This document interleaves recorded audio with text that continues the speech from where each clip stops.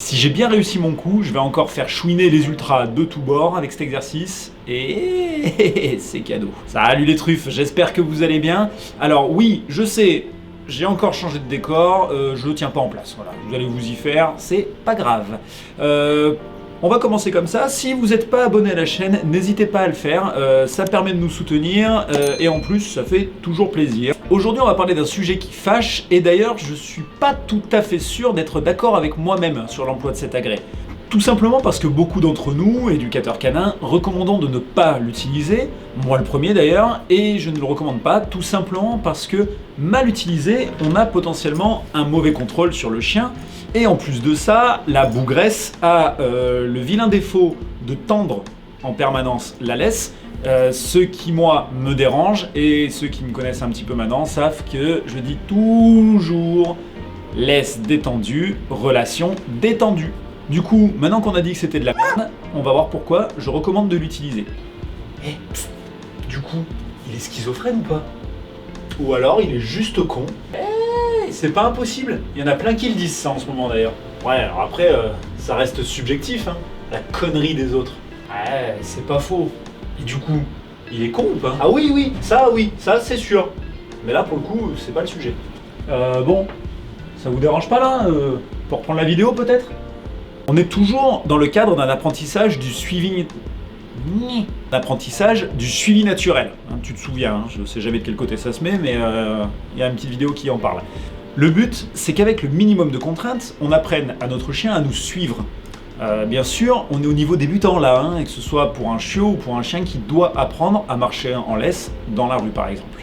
Si tu veux travailler de la marche au pied de concours, avec un chien bien collé à la jambe, tu ranges la laisse à mamie là, et on verra ça dans une prochaine vidéo, si t'es sage. Si tu travailles avec une laisse courte, tu as finalement une marge de tolérance très faible lors de tes changements de direction, ce qui aura pour effet de mettre un impact sur le collier de ton chien.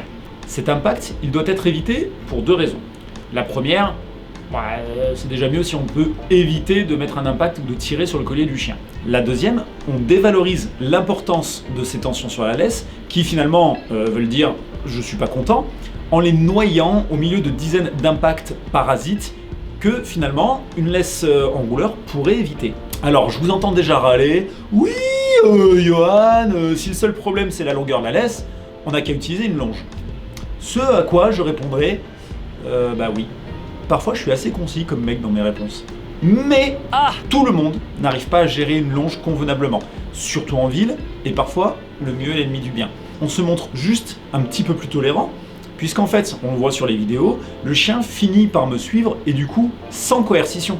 Ça demande par contre d'être proactif et de ne pas laisser le chien aller se mettre en butée sur la laisse. Et quand le chien revient vers nous, rien n'empêche à ce moment-là de renforcer avec des friandises, des jeux, des caresses, tu connais. Au contraire même, hein, puisqu'on va du coup ancrer ce comportement, puisque je vous le rappelle, le chien marche principalement par renforcement positif. Alors, qu'on se comprenne bien, la laisse enrouleur, ce n'est qu'un outil d'éducation à utiliser dans le cadre de ce genre d'exercice-là. Et encore une fois, elle n'est pas adaptée à toutes les situations, et il faut particulièrement éviter les rencontres en laisse, vous souvenez ce que j'en pense, et encore plus, éviter le combo de la mort, laisse enrouleur plus harnais, qui va te garantir une absence totale de contrôle sur le chien. Alors pour rappel, hein, ce genre d'exercice a pour but d'apprendre le suivi naturel à un chien et reste donc un exercice de transition, puisque le but à terme, c'est de pouvoir ne plus utiliser de laisse du tout, et même si on utilise une laisse plus courte et fixe, ne plus avoir de tension lorsqu'on travaillera avec notre chien sur de la marche au pied. Voilà les trucs, c'est tout pour aujourd'hui. On se retrouve très bientôt pour la suite. En attendant, prenez soin de vous et de vos loulous.